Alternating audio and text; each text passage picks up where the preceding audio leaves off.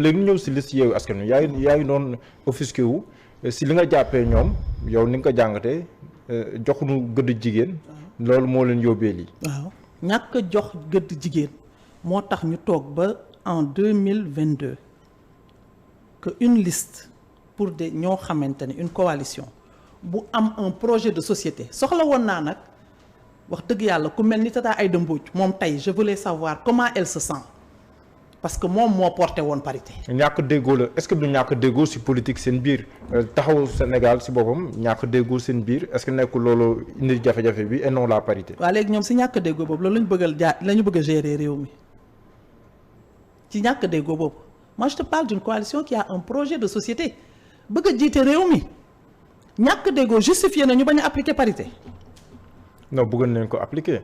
bëggoon nañ ko appliquer procès d'intention bëggoon nañ ko appliquer. d'ailleurs sax demoon nañ foofu noonu yóbbu seen lettre de démission à la DGE lundi bi passé Déthié Fall demoon na fa mais ñu gàntal leen ko. loolu jàllu ay naxee mbaay la ma ñëwaat ci affaire dépôt bi Déthié Fall dafa taxaw ne liste bi ñu déposé du suñu liste. je remercie au passage Dame Mbodj xaw ma ko nag mais politique tam dëgg la boo ciy dugg da ngay am honnêteté. mu wax ne. lu tax nga remercier Dame Mbodj. waaw parce que dafa wax ne bi Déthié Fall waxee ne liste boobu ñu def du suñu liste. waaw dafa ne la liste qui a été déposée n'est pas ma liste. n'est pas ma liste donc. parce que moom liste boo mu joxoon Samba Sarr say waxam Saliou Sarr liste bu respecté parité la. waaw kay mu ne loolu du sama liste. Dame Mbodj ni ko boo nee boobu du sama liste da ngay génnee bi nga xam ne yow boobu nga déposé woon benn loolu la xel mën a nangu waaye génne woo dara ne boobu du sama liste. benn ñaareel bi. tey xanaa da nga remercier Dame Mbodj parce que wax na li la arrangé. non waxul lu ma arrangé dafa wax dëgg waxul lu ma arrangé de dafa wax dëgg parce que nit ki boo jógee di wax ni damaa déposé bi ñu génnee du sama bos waaye génneel sa bos neen man bii laa déposé. non ñoom après wax nañ ko. il était question génnee Pala Samb dugal Ngoné Mbengue. il était question quand. te loolu lañ mujjee def. quand si lii Déthié Fall wax. avant avoir déposé ou après. non li ñu déposé moom respecté wul parité sinon dundoo wax. et bien voilà et puis ci dépôt bi ñu ñëw ci dépôt bi xam nga Déthié Fall dañuy wax disons tudd nañu kenn Saliou Sarr Barthélémy Dias bi mu jógee dafa ne Saliou Sarr du suñu mandataire. mais Saliou Sarr ku bokk si yéen moo ko njëkk tudd Farba Ngom. non man waxuma ku ko tudd ku ko tuddul xam nga li may wax man je te parle de dépôt de règle de la loi dépôt. Barthélémy li mu wax fi mu ko teg mooy. Saliou Sarr du suñu mandataire kon amul pour déposer liste et je suis entièrement d'accord avec Barthélémy Saliou Sarr du mandataire déposer wu liste dépanner wu liste gis nga élection dafa am yoon man bi may njëkk dem élection locale dama am sama mandataire ba ñuy dem pour déposer les listes booba temps le maire n'est pas élu au suffrage direct. Pour plus de précision dañuy gunge le mandataire ba ci biir bureau préfet. ba ñu eggee man damaa jëloon papier yi di jox préfet ne ma déedéet jox kan mooy mandataire ma ne ko kii mu ne ma jox ko mandataire bi moo koy jox préfet loxo ak loxo kon Saliou Sarr wala keneen mënta déposer liste c'est pas possible c'est Déthié Fall lui-même qui est habilité à déposer les listes foofu la ko baxti teg ne Saliou Sarr déposé wul mënul déposer te déposé wu ko Déthié Fall moo ko déposé bi mu defee la muy def président Sonko Ousmane Sonko wax na leen ne leen dama woo Déthié ne ko ba 23h bu 0h di jot bu ñoom waa taxawu Dakar bu ñu réglé wul le problème qu'est-ce que tu vas faire il lui a dit je vais prendre mes responsabilités Ousmane Sonko moo ko wax ne Déthié moo ko ne je vais prendre mes responsabilités alors la prise de responsabilité c'est quoi c'est déposer comme ça à la liste pour qu'on invalide la candidature de Dakar ça veut dire quoi xam nga li am yëpp ñun ñëpp tam ay borom xel lañ ils ont vu que muy Ousmane Sonko muy keneen ils ont vu que Barthélémy Diaz est en train de sortir lui aussi Ousmane Sonko bëggul concurrent. ah bon waaw. Ousmane Sonko moom moo nekk ci ginnaaw li am. néew ma xam nga du boo ko accusé néew ma moo ci nekk de néew ma moo ne ci ginnaaw. d'accord mais meru ci de. ah bon waaw parce que nag ñaari kuy duñ bokk mbalka te ñu mook Barthélémy xam nañ ko ndax mais Barthélémy dafa def avancée politique nekk maire Dakar ci biir benn coalition ñoom ñaar ñu bokk génération yaa ngi dégg. Barthélémy Diaz bu ñu demoon tey élection locale résultat élection yooyu. Par A ou par B dina am benn légitimité bu muy jox Barthélémy et Barthélémy est le maire de Dakar aussi il est le maire de Dakar ça lui donne une visibilité boo xamante ni wax dëgg yàlla buntu la donc pour prochainement kuy diriger xaw ma coalition lañ am xaw ma leneen et pour aussi l'avenir politique parce que Barthélémy appartient à un parti qui est le parti socialiste. Qui a eu à diriger ce pays taxawu Sénégal la bokk moom. ah taxawu Sénégal d'accord taxawu Sénégal c'est une dérivée au parti socialiste. mais sànq yaa ngi naan Sonko bëggul concurrent. waaw Sonko jàpp na ne saa benn concurrent la am suñu Sénégal te Macky Sall la tudd. dafa jaawarle kooku du concurrent am. kon Barth mooy concurrent am.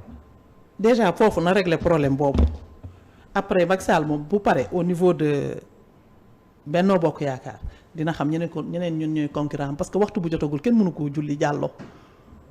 waxtu bu jotagul kenn du ko juddi 2024 egseegul wala beneen élection egseegul fi mu ne ci élection locale la ñu toll. mën naa la wax la même chose. de Barth rek Sonko amul dara lu war a mën a tax ñoom ñaar ñu jàkkaarloo. calcul politicien moo tax ñu jàkkaarloo moo tax li am calcul politicien keroog ba muy def point de presse am ba wéet na fa de moom kese moo fa toog ana yeneen leader yi. ñu ngi woon ci Déthié Fall. pour def lan pour xool recours yi nan lañ koy defee. ñoom ñëpp pour recours ñoom ñëpp pour recours tout le monde man sama yaay Aïda Mbodj nag bëggoon naa bu toog ci wetu Ousmane Sonko pour wax ñu le fait que parité rek tax ñu annuler liste Dakar kooku bëggoon naa mu wax ci. am na ñu naan Khalifa Sall moom moo nekk ci ginnaaw mbir mi parce que bëggul Barth di gën di rayonner yow loolu moom. mooy li ma la wax léegi rek. xam nga calcul politique moom. mën nga xaa dégg loolu. waaw loolu c'est la jalousie humaine loolu mën na am. loolu mën na am jalousie humaine day am nit mën nga am étape yoo xam da nga ko doon def ci sa jéego ci sa àddina nga dem ba ci biir mënoo koo def di nga gis ku ko mën a def soit di nga ko yéene walla nga bañ ko yéene donc mosoon naa fi wax ne le président Abdoulaye Wade dafa bëgg a def de la vie de Karim Wade la rectification de sa propre vie. Barthélémy Diaz ak Khalifa Sall relation boobu mënoon na am seen diggante mais nag la nature ne triche pas Barthélémy Khalifa juru ko. mais kon Barth moom ban situation la war a nekk Khalifa wóorul Sonko wóorul te ñoom ñett ñooñu ñoom ñaar ñoon jàppoon nañ ñu waroon a mën a jege Barth leen di ko dooleel. waaw mais parce que xam nga gis nga ku nanguwul doon taalibe doo doon sëriñ.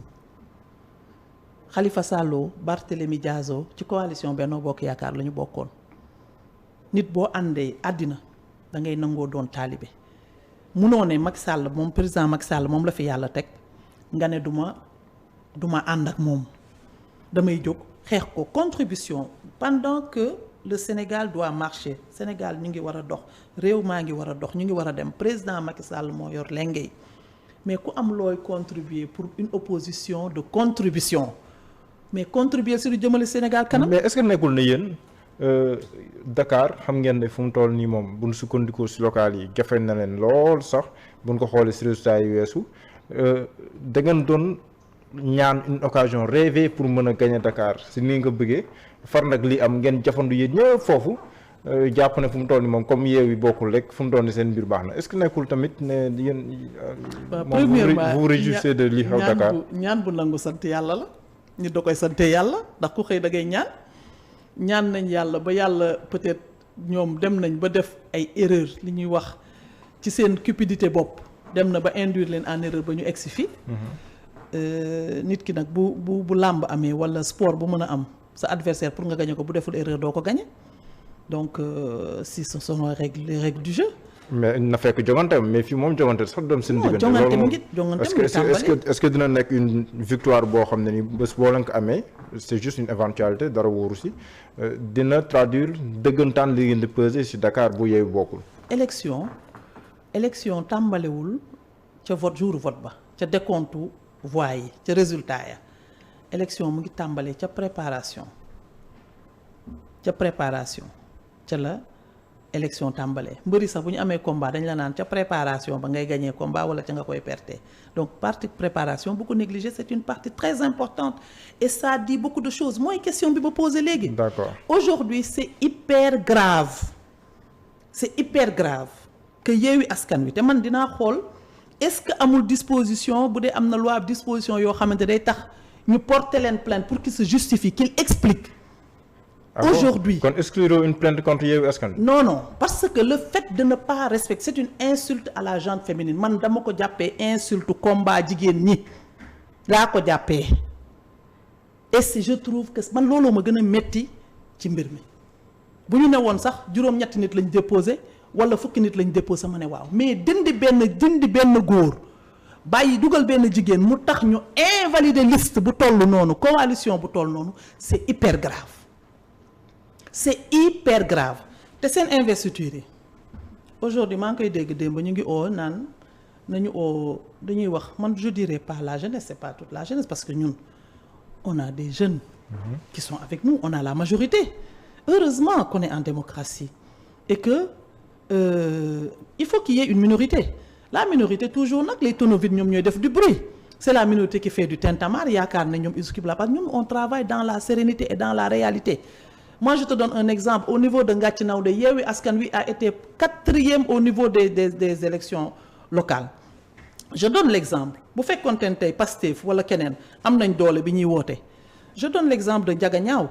Ndiaga Niaw, c'est le numéro 2 xaw ma lan de Pastef qui était là-bas. Diomaye Faye. Il est placé 2e 17% la am. Derrière Docteur Tening Sène. C'est ça la réalité en fait du pays ce n'est pas le bruit bi nga xam ne ñu ngi koy def ci internet mais Ziguinchor pënd Sonko sax gisoo leen ko. c'est tout à fait normal. pënd Dakar pënd Barthélémy Dias sax gisoo leen ko. c'est tout à fait normal loolu c'est tout à fait normal on est en démocratie loolu c'est tout à fait normal. Guédiawaye Parcelles Assainies non bëri na. ñaata nga limagum ci yaa. am na yeneen yu yaa 457 collectivités. la liste n'est pas. li nga limagum matagul 10. Il y a 457 mais boo xool si électorat ku la ne gagné naa Dakar Guédiawaye. à part Sonko waaw Parcelles. waaw Ziguinchor. waaw mais loolu rek lu muy tekki mais c'est énorme sur du point de vue électoral.